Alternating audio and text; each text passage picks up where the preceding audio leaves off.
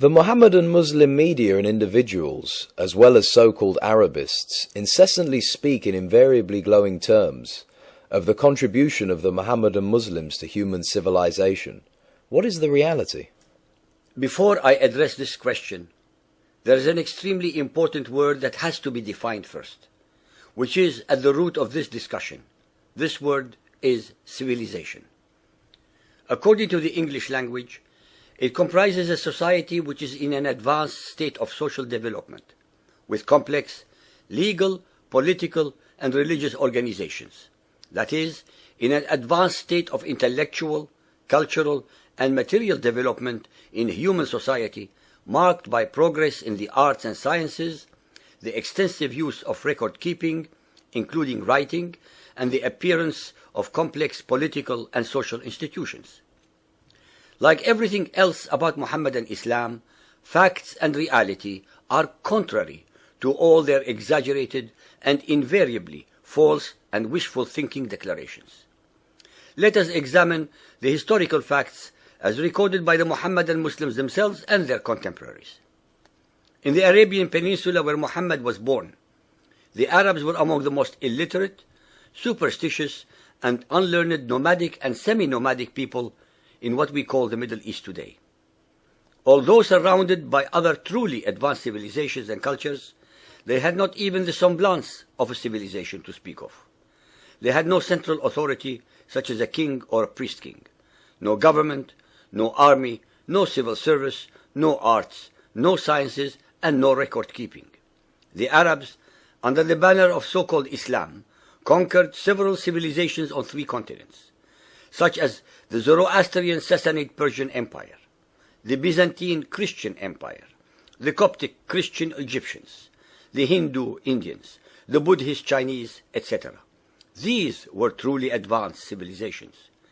It is therefore inconceivable to suggest that the Arabs could have imparted anything of value to the subjugated peoples of these conquered civilizations. In Arabic, the subject people who converted to Mohammedan Islam are called mawali, meaning clients, followers, or supporters.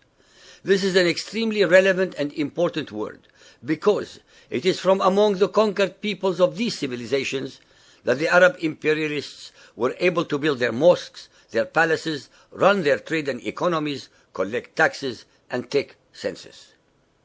It was from among the Mawali and the Jews and Christians of the conquered territories that Greek, Roman, and Hebrew literature, philosophies, and sciences were translated to Arabic. From 701 to 1424, a period about 700 years, a maximum of 80 scientists and scholars under the sword of Mohammedan Islam, mostly from among the Mawali, contributed a wealth of advancement in many branches of knowledge.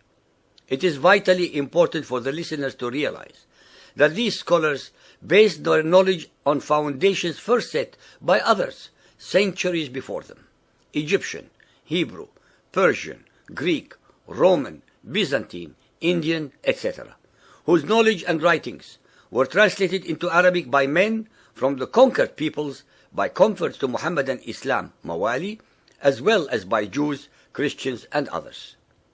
The so-called Islamic science and or Islamic civilization had absolutely nothing whatsoever to do with Mohammedan Islam.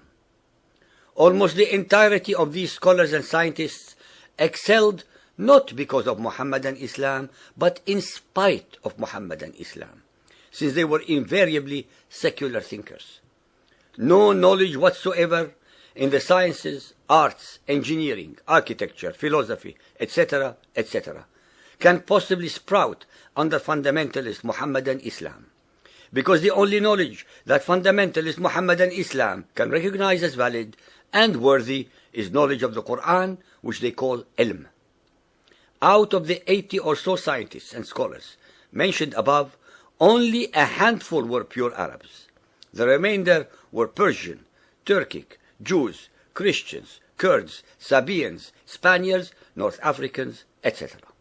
In reality, this science and this civilization should be and must be called Mawali science and or Mawali civilization, because Mohammedan Islam contributed absolutely nothing to its evolution, propagation, and or establishment. Nothing of value in human intellectual endeavors can possibly be created or grow under fundamentalist Muhammadan Islam. Muhammadan Muslims listening to this chapter of our series will be outraged at such statements.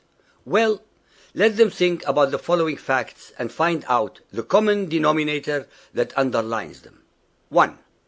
Can any follower of Muhammad name 10 Muhammadan Muslims who had contributed anything whatsoever to human intellectual, artistic, and philosophical advancement from among the tens of millions in the Arabian Peninsula in the last 1372 years between 635 to 2007? 2. Can any follower of Muhammad name 10 Muhammadan Muslims who have contributed anything whatsoever to the advancement of human knowledge in the sciences, arts, philosophy, theological discourses, etc., from among the hundreds of millions of Muhammadan Muslims in the world during the 500 years from 1450 to 1950 AD? The only reason that they cannot find these scientists or scholars is because fundamentalist Muhammadan Islam cannot survive under the bright light of knowledge, freedom of thought, freedom of expression, freedom of religious belief, and or freedom of intellectual dialogue and debate, because the best and most perfect system of fundamentalist Muhammadan Islam is that of the Taliban in Afghanistan, a state of mind-boggling ignorance, religious intolerance, hate, terror, and utter stupidity.